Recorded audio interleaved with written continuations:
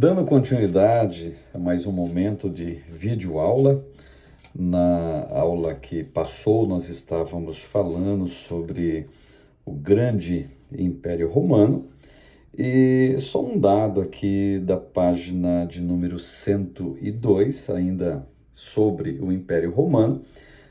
O teólogo Andrade faz uma seguinte declaração que eu acho importante frisar a todos os meus queridos alunos e irmãos.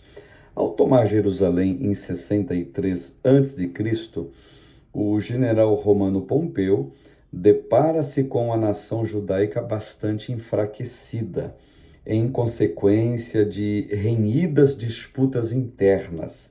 E depois de um começo brilhante e glorioso, a família macabeia passa a fazer escusas manobras para manter-se no poder. Isso aqui ainda é respaldo, é um resquício da revolta de Macabeus, liderada, evidentemente, vocês se lembram de um personagem chamado Judas Macabeus.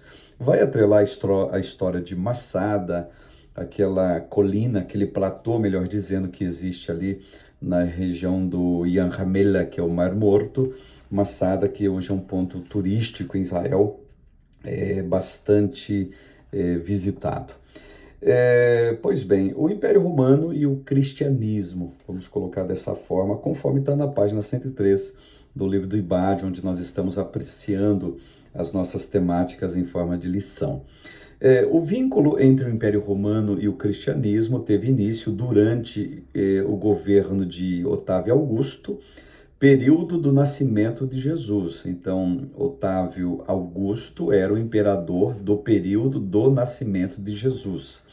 Esse imperador, ao decretar o alistamento, essa história é bem conhecida, de todos os habitantes do mundo romano, criou a necessidade de José e Maria viajarem para Belém de Judá, para Betlehem. Está em Lucas capítulo 2, versículo 1, que diz o seguinte: E aconteceu naqueles dias que saiu um decreto da parte de César Augusto, é o mesmo Otávio Augusto, para que todo mundo se alistasse. Pois bem, quando Jesus tinha aproximadamente 30 anos de idade, iniciou seu ministério, auxiliado por seus apóstolos, mas como havia sido profetizado, Jesus foi crucificado a fim de remediar a humanidade de seus pecados na ocasião da morte de Cristo. O imperador romano da época era Tibério, que reinou entre 14 e 37 depois de Cristo, e quando Jesus foi questionado a respeito do pagamento de tributos a Roma, ele disse o seguinte: dai a César o que é de César. Este César, no caso, ele estava se referindo ao imperador Tibério. César, no caso, não era o nome de uma pessoa, mas na realidade era um título hereditário dos imperadores romanos da época. E esse fato ocorre em Mateus 22, 19 a 21, que diz: Mostrai-me a moeda do tributo. E eles lhe apresentaram um dinheiro. E ele disse-lhes: De quem é essa esfinge e esta inscrição? Dizem-lhe eles: De César? Então ele lhes disse: Dai, pois, a César o que é de César, e a Deus o que é de Deus. E durante o governo de Nero, iniciou-se a perseguição aos cristãos, acusados de não cultuar os deuses romanos, nem o divino imperador da época, que eram eles mesmos. Nero atribuiu aos cristãos a responsabilidade pelas calamidades e crises que se abatiam sobre o império. E segundo Egésipo, que é um historiador, ele diz o seguinte: alguns foram vestidos com peles de animais ferozes e perseguidos pelos cães até serem mortos. Olha que crueldade, gente, que cenário que os caras faziam para eliminar os cristãos. Outros foram crucificados, outros envolvidos em pano alcatroados e depois incendiados ao pôr do sol, para que pudessem servir de luzes para iluminar a cidade durante a noite. a crueldade com que foi o extermínio de cristãos na época, porque a acusação qual era? Ora, eles não adoram os deuses romanos e muito menos o César, que é a grande divindade humana assentada sobre o trono de Roma. Esse era o caso da época. No entanto, a repressão se mostrou ineficaz, a própria intensificação dos problemas econômicos e sociais do mundo romano, especialmente a partir do século III, fez aumentar o número de adeptos do cristianismo. Século III, ano 300, o número de cristãos mundialmente falando, e naquele mundo conhecido da época, que era o Império Romano, aumentou de maneira exponencial, dando plataforma para um acontecimento que a gente vai citar mais à frente, até inclusive. E durante 250 anos, os cristãos sofreram perseguições alternadas com longos momentos de paz, inclusive. Aí, em 313, o imperador Constantino publicou o famosíssimo Edito de Milão, que concedeu liberdade de culto a todos os habitantes do império. E em 391, quando Teodósio tornou o cristianismo a religião oficial do Estado, Roma já era uma cidade decadente. Então aqui tem duas informações importantes. O Constantino, ele é que assina o Edito de Milão, que torna, digamos assim, a liberdade de culto plena a todo cidadão romano, e em 391, Teodósio é que tornou o cristianismo a religião oficial do Estado, ou seja, a religião oficial de todo o Império Romano. Só que nesta época, a famosíssima Roma, a temida Roma, a capital do Império, que eles diziam que era uma cidade interminável, inacabável, já era uma cidade completamente decadente. Então, com relação a catolicismo, você pode atrelar essas duas figuras, o Constantino e o Teodósio, lembrando o seguinte: aqui é o cristianismo liberado como religião oficial do Estado, tanto liberdade de culto com Constantino, quanto religião oficial com Teodósio. Aqui é o seguinte, não é aquele mais cristianismo puro, aquele cristianismo da cruz, aquele cristianismo sem, digamos assim, a pureza, sem mais a pureza de Cristo centrado nele. Agora não, é uma religião oficial que se permite o seguinte: você pode adorar quantos deuses você quiser, com quanto que tenha como principal Deus a Cristo. Aqui não é só Cristo, não. Aqui é outros deuses também.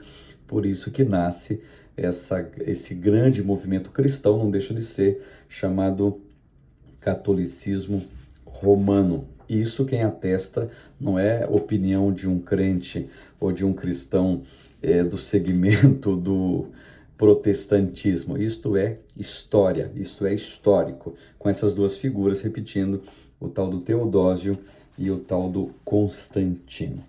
Finalmente, a gente chega à unidade 3, dando início a ela. Estamos aqui na página de número 107 da Edições IBAD, e a Palestina nos dias do Novo Testamento, na unidade de número 3. E essa unidade ela vai ter por objetivo investigar a situação geográfica da Palestina nos dias do Novo Testamento.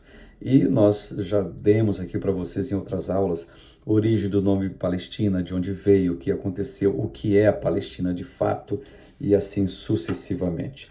No capítulo de número 1, antes um pouquinho, aqui na página 108, aqueles irmãos que têm o livro do IBAD em mãos, você dá uma olhadinha aí na a Palestina nos dias do Novo Testamento. Tem um mapa aí em preto e branco, você pode dar uma olhada. O mar Mediterrâneo à esquerda do mapa, e assim sucessivamente os locais onde você vai dar uma olhadinha para ver como que era esse panorama, como que era a carta cartográfica que mapeava essa região. Capítulo 1, a geografia econômica da Palestina. A Palestina, conforme já abordado anteriormente, ela foi prometida como sendo uma terra abundante, a terra que manava leite e mel. Quando a gente fala de Palestina, nesse sentido, estamos falando de Canaã, estamos falando de Israel como um todo, uma terra abundante, e assim sucessivamente. O nome Palestina já explicamos de como é e de que forma que ele surge. Levado em conta a promessa feita por Deus sobre a terra, a gente vai dar uma olhadinha nesses capítulos sucessivos, a geografia econômica da Palestina. Agricultura, por exemplo. Nos dias do Novo Testamento, a agricultura constituía-se no principal aspecto econômico da nação. O plantio era bastante diversificado, cultivavam-se hortaliças, favas, cebolas, chicória, dentre outras, árvores frutíferas também, figueira, romanceira, videira, tamareira, oliveira. O trigo, a cevada, a lentilha, dentre outros, eram os principais cereais leguminosos cultivados na Palestina da época.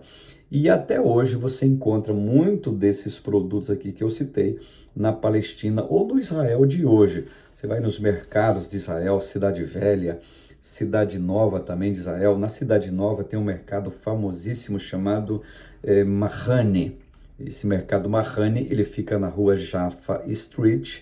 Quem já teve o privilégio de ir para Israel, esse mercado Mahane é quase que um ponto turístico, por que não dizer, quase que obrigatório para você conhecer. E entrando no mercado Mahane, você puxando na tua memória, mentalizando como eram os mercados da época de Jesus, por exemplo, dessa Palestina que eu cito lá do passado, você vai ter uma ideia mais ou menos de como que funcionava o comércio e o que é que eles vendiam. Então, se você for para Israel, não deixe de conhecer o mercado Mahane. E aqui a gente vai destacar também alguns produtos agrícolas da antiga Palestina. O trigo, por exemplo, né, é a base da alimentação israelita. Além de servir para a alimentação básica do povo, tinha também o seu valor religioso. O trigo tem um valor religioso para o judeu, já que, segundo a prescrição de Moisés, deveria fazer parte dos alimentos oferecidos na oferta de manjares. Além do valor nutriente fundamental para a nação, enfim, ele era apresentado nas ofertas, chamada oferta de manjares, entregue no templo, oferecido a Deus. O trigo era um produto de, entre aspas, de sacrifício a Deus, na famosa oferta de manjares. Era plantado no inverno e sua colheita se dava no verão. E de acordo com o erudito Champlin, ele diz o seguinte: na Palestina, a colheita do trigo começa na terceira semana do mês de abril e prossegue até a segunda semana de junho, embora muito dependa do solo, da situação geográfica e do tempo em que fora feita a semeadura. Esse era um período tão importante do ano para os israelitas que o povo se referia ao tempo da ceifa de trigo, Gênesis 30 e 14, ou anos ou aos dias da cega os dias da cega de cevada e de trigo, Ruth 2 e 23. Então, a referência que eles faziam a, digamos, Gênesis 30 e 14, como eu citei, tempo da ceifa de trigo. E Ruth 2 e 23 eram dias da cega de cevada e de trigo. Era colocado, digamos assim, esse acontecimento em relevo, era colocado em destaque, porque para eles era muito importante, era fundamental. Eles viam até, inclusive, gente, o favor de Deus na abundância da colheita do trigo, por exemplo. E se, evidentemente, acontecesse ao contrário, eles estavam vendo também o desfavor de Deus. Então, o trigo, para eles, essa produção agrícola era de cunho religioso, era de cunho espiritual e, claro, dispensa comentários como sendo de cunho nutriente também. E também tinha a questão da colheita e plantio da cevada, a figueira, a oliveira, a vinha. E a pecuária, como que era a pecuária nesse período? Quando se trata do ramo da pecuária na Palestina, não se pode esquecer de que esta não era a base da economia da nação. O fato de a pecuária não figurar entre os principais produtos que mais se destacavam na economia Palestina, sua prática não era desprezada. Para os hebreus, o gado significava riqueza material, animais para os sacrifícios, alimento abundante, couro para vestuário e muitos outros usos. Esses animais também foram de prestimosa ajuda em serviços mais pesados. E assim sucessivamente, temos uma visão panorâmica de como funcionava a economia na Palestina. Fique por aí, em breve temos mais aulas.